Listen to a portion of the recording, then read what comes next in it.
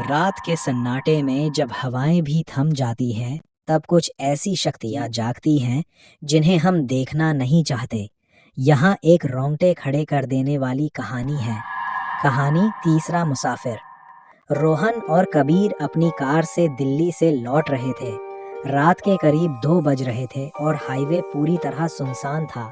कोहरा इतना घना था कि कार की हेडलाइट्स भी रास्ता ठीक से नहीं दिखा पा रही थी। तभी अचानक सड़क के बीचों बीच एक साया दिखाई दिया। रोहन ने पूरी ताकत से ब्रेक मारा। टायर चीखते हुए रुक गए। कार उस साये से महज कुछ इंच की दूरी पर थमी। बाहर एक औरत खड़ी थी जिसने सफेद साड़ी पहनी हुई थी। उसका चेहरा बालों से ढका था। कबीर ने डरते हुए कहा, रोहन, गाड़ी रिवर्स कर और यहाँ से निकल। लेकिन रोहन ने देखा कि उस औरत की गोद में एक छोटा बच्चा था जो रो रहा था। इंसानियत के नाते रोहन ने शीशा नीचे किया और पूछा, जी, इतनी रात को आप यहाँ क्या कर रही हैं? सब ठीक तो है? औरत ने रोते हुए कहा, साहब, मेरे बच्चे की तबीयत बहुत खराब है। यहाँ आसपास कोई गाड़ी नहीं मिल रही। आगे वाले गांव के अस्पताल तक छोड़ दीजिए। कबीर ने रोहन को मना करने का इशारा किया, लेकिन रोहन का दिल पिघल गया। उसने कहा, ठीक है, आप पीछे बैठ जाइए।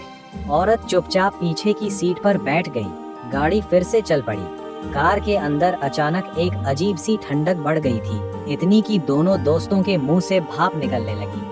कबीर ने कार का हीटर चालू किया, लेकिन ठंड कम होने का नाम नहीं ले रही थी। पूरे केबिन में एक सड़ी हुई मिट्टी और पुरानी अगरबत्ती की महक फैल गई। कबीर का दिल लगातार तेजी से धड़क रहा था।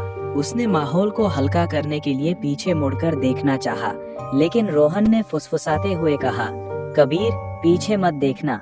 रोहन की आवाज कांप रही थी और उसका चेहरा डर के मारे सफेद पड़ चुका था। वो लगातार कार के फ्रंट रियर व्यू मिरर बीच वाले शीशे में देख रहा था। कबीर ने जब धीरे से अपनी नजरें उस शीशे पर टिकाईं, तो उसके होश उड़ गए। पीछे की सीट पर बैठी औरत का चेहरा शीशे में साफ दिख रहा था, पर वो कोई इंसान नहीं थी। उसकी आंखें पूरी तरह काली थीं, जिनमें कोई पुतली नहीं थी। उसका चेहरा जगह जगह से झुलसा हुआ था और सबसे खौफनाक बात, उसकी गोद में कोई बच्चा नहीं था, बल्कि वो सिर्फ एक पुराना फटे कपड़ों का पुतला था जिसे वो सहला रही थी। कबीर की चीख निकलने ही वाली थी कि रोहन ने उसका हाथ कसकर पकड़ लिया और बिना पीछे देखे कार की स्पीड बढ़ा दी। कार अब 100 की रफ्तार पर दौड़ रही थी। तभी पीछे से एक बेहद भारी और मर्दों जैसी आवाज आई, इतनी जल्दी में कहाँ जा रहे हो बाबूजी? जरा मेरे बच्चे को तो देख लो। डर के मारे रोहन का पैर एक्सीलेटर पर दब गया। तभी अचानक कार की पिछली सीट से जोर जोर से हंसने की आवाजें आने लगी।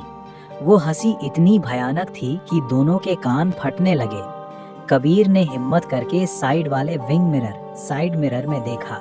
जो उसने देखा, उसने उसका खून जमा दिया। कार 100 की स्पीड पर थी, लेकिन उस औरत के पैर कार के बाहर लटके हुए थे और वो जमीन पर उल्टे दौड़ रहे थे, जैसे वो कार के साथ साथ चल रही हो। ब्रेक मार रोहन, ब्रेक मार, कबीर चिल्लाया। सामने एक हनुमान मंदिर दिखाई दिया।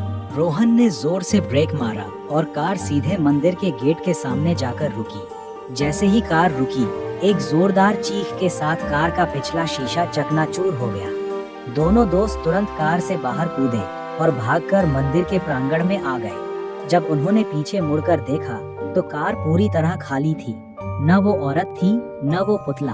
बस पिछली सीट पर सूखी हुई श्मशान की राख बिखरी पड़ी थी। दोनों ने वो रात मंदिर के पुजारी के साथ वही कांपते हुए काटी।